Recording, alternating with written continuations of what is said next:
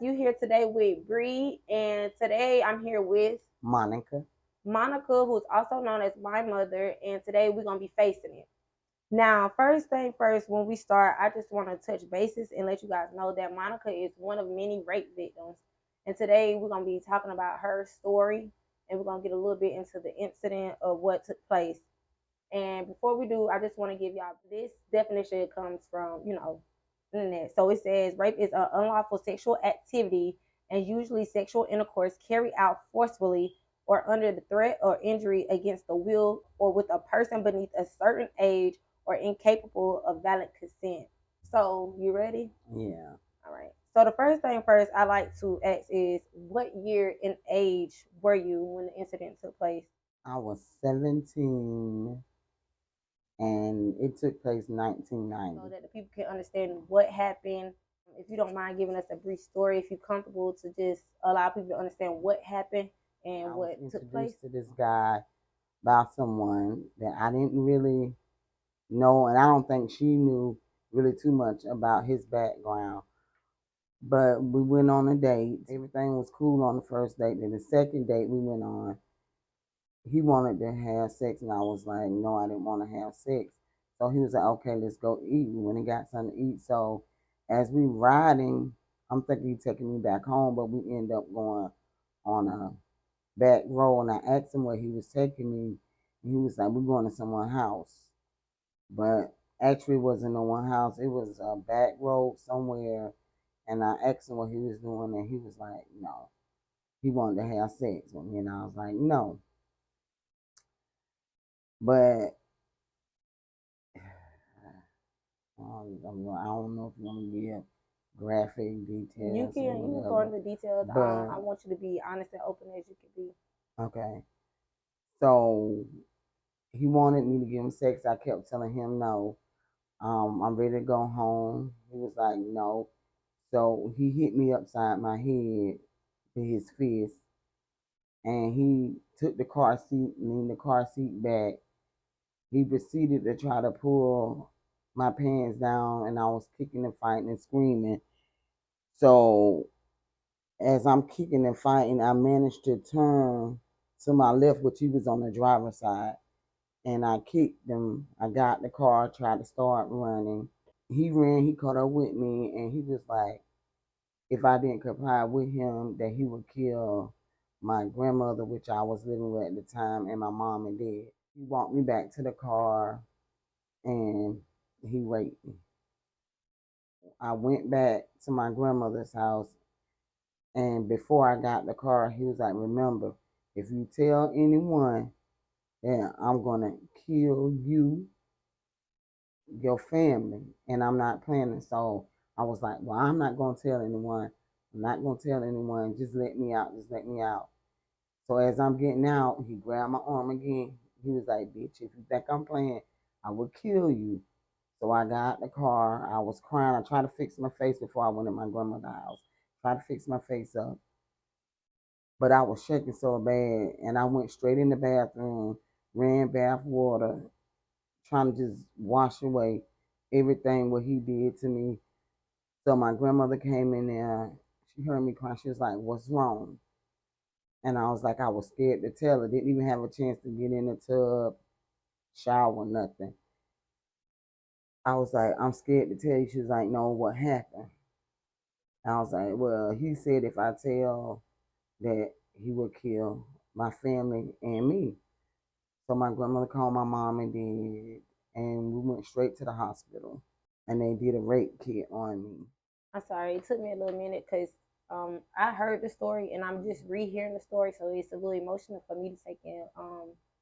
You know, so I want to go back and touch bases on the fact that I don't know if they caught it, but you said this was your boyfriend at the time or We someone. were, we just was getting to know each other, and he wanted to be in a relationship, but I was like, no, I'm gonna take my time because I had just broke up with somebody. Even if it's someone you know personally, someone you date, anybody, it don't matter. If you tell someone no, no means no. If you say stop, Exactly. stop means stop. Get off of me. I mean, anything that's saying I don't want it. If they still take advantage of that, that is considered rape. And I feel like a lot of the time that goes unknown because a lot of people are they're told, oh well, that's your boyfriend, so if you speak up on it, people be thinking that you're lying. Or I also heard you say that he said he will kill you. I just wanted to ask, do you think that's a lot of the times the reason why a lot of young women don't speak up, because they really fear that will happen?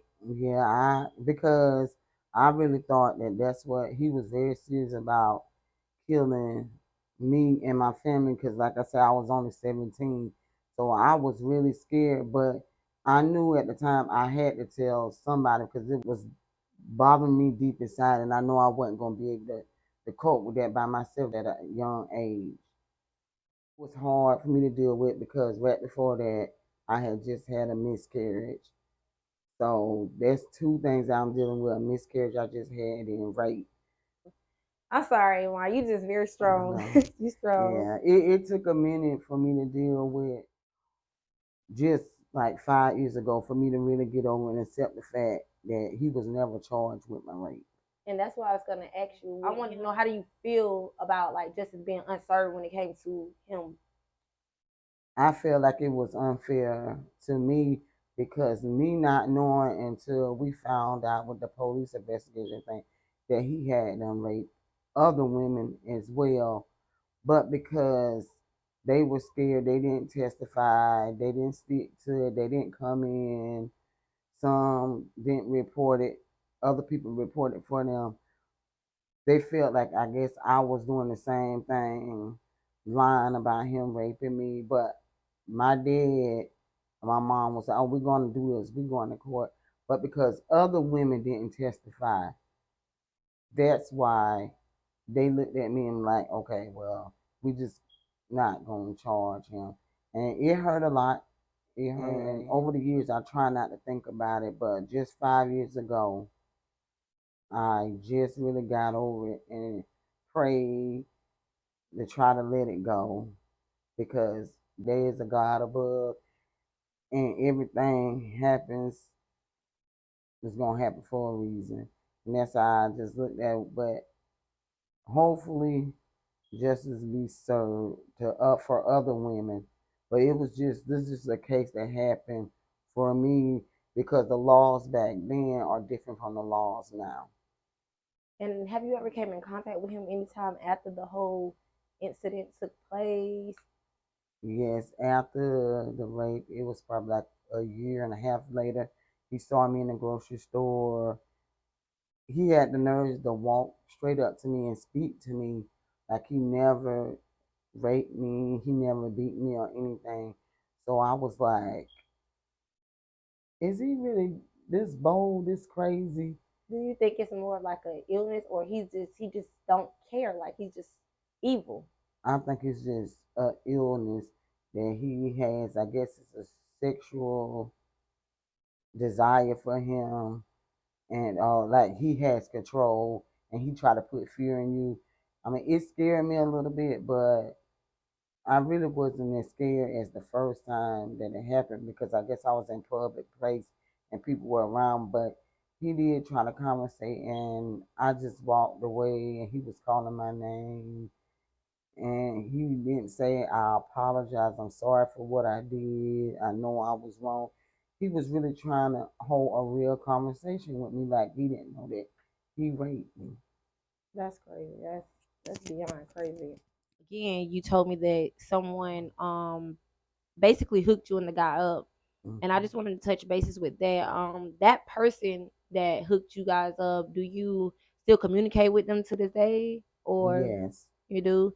And when it comes to them, do you feel any type of way towards them, or how are you taking it with them specifically? At first, I was angry, I was mad, didn't want to talk to her for a while, but she didn't know that he had a problem with raping women, that he had some sickness with raping women. So she didn't know, but I was really angry with her at the time. I know you said it was hard for you to deal with and to cope with for a minute, and you just Hmm. probably had acceptance with it 5 years ago, 5 years ago. and that happened at 17. So about 5 years ago, you were around what age? 45. That's a big gap in between to suffer and deal with something so tragic, and you know, for him to still be walking free like that is what gets me. That I feel like a lot of people don't speak up because justice is never served for this type of situation. Honestly, but like I know a lot of people, that try to deal with it, try to cope with it, and I feel like it changes people drastically, life wise. Yeah. Rather if it's good, rather if it's bad. How would you say it impacted your I life? feel like if I would have went and got counseling, then it would have made my life better.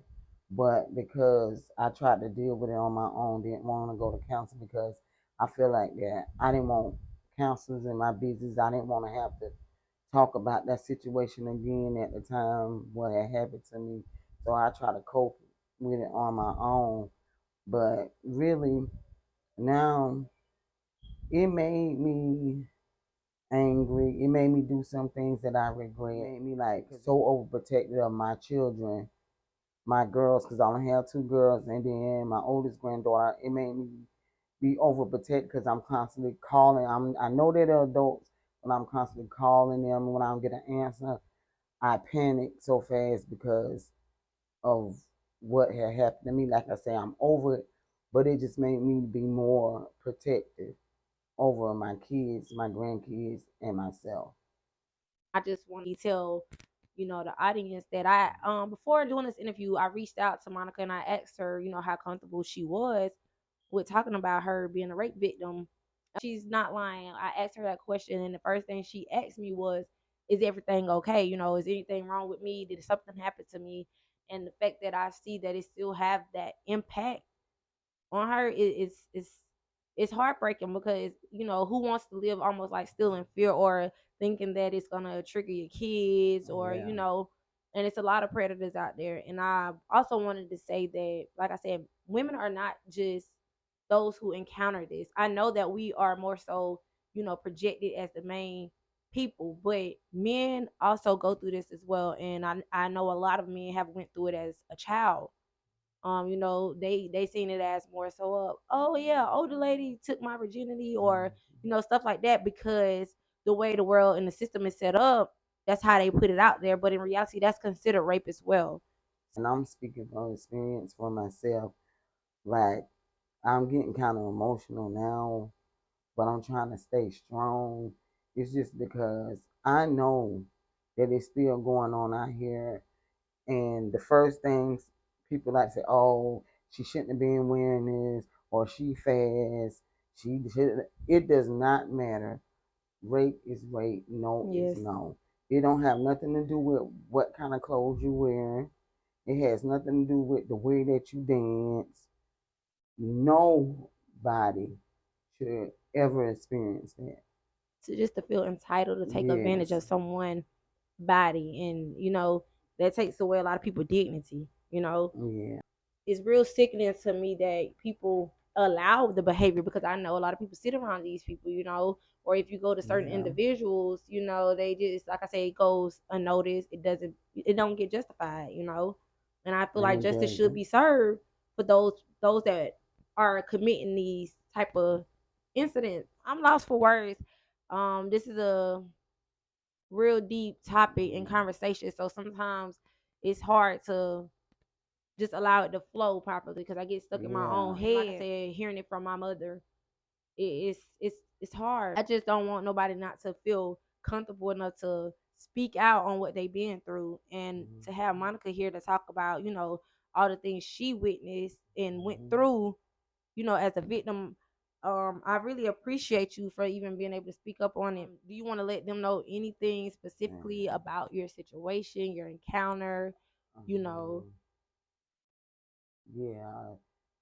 I just encourage anybody, man, woman, child, little boy, if you've been raped, I don't care if it's by a family member, a boyfriend, anybody, please go and tell someone. I came on here to tell my story to help other people who's been raped to reach out to somebody, let someone know so justice can be served, even though my justice wasn't served. I have one question before we get ready to end the interview. Do you feel like that's why some people battle with behavior issues, at a young age, or why some people may, turn cold Yeah, thing because they battle with this in silence? Or I think it's that because they battle with it in silence, and also even if they tell someone, some people's mind are not strong as others to deal with being raped. Because, like I said, I did go through my issues after being raped. I'm not gonna lie, I wasn't a good young woman.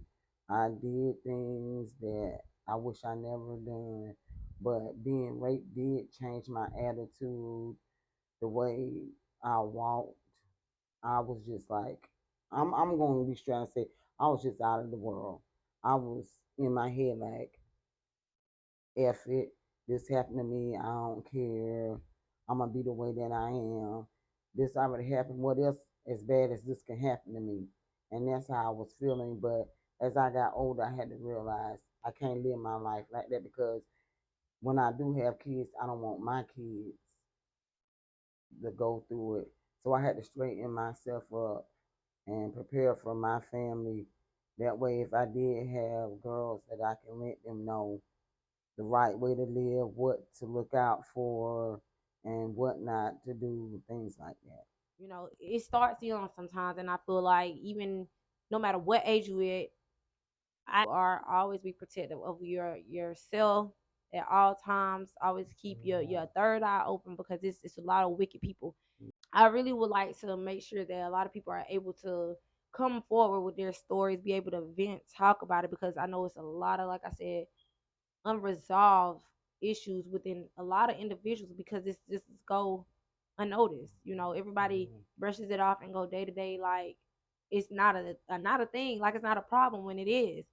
And I Yeah. just feel like anybody want to talk about this, let alone anything that they're facing, you can always, well, I have the email below. Just email me for an And I interview can to talk speak up to on them. your story. It will be Facing It with Bree. Just email me, and I want to be able for people to get their stories out there to share. This is actually my first interview, so it's a lot more that I can, learn, talk about, and just hear. But right now, I'm glad that you came on here. I You got your have one story more out. thing to say. Yeah, go ahead. Um, for those that may not have anyone to talk to, I don't usually do this, but if you see this and you really need to talk to someone, you can't trust no one else. Just send me a message through message request on Messenger. Okay, and I'm gonna drop her messenger name right there as well. Okay. And I will, help you get through it. I'll talk with you. If you need me to meet with you some way to help you, let someone know that you went through this rape situation, I'll be there because I always wanted to help others that's been through the things that I have been through. I just want to say thank y'all for tuning in very much. This is a sensitive topic. I'm still in my head, right now. I'm still taking in a lot with me just being here because my heart it's really crying right now because I hate to have to hear people, like I said, let alone my mom, anybody go through this. It's really real, and I just really want everyone to be able to face all issues, all problems, and it starts with the truth, starts with acceptance, and Yes, we're gonna break through it, and we're gonna face it head on, and that's definitely. why we're here today because we're facing it. We admitting and we facing it, and we're gonna live after this completely. We want to live, not hide, feel shut out, and feel like we have to be somebody we're not because other people illness and sicknesses. We're not doing it. We're gonna face it. And we're gonna get through it together as a whole. So I appreciate y'all for tuning in. You want to say anything else before we close out? But I love y'all. Stay strong, stay prayed up, and be blessed. Yes, and again, y'all are here facing it with Bree. Thank y'all for my first interview. We will have more soon, and I appreciate y'all. Stay tuned. Anyone wants to get on here and get interviewed about anything, make sure you email me ASAP. Once again, facing it with Bree, and we out.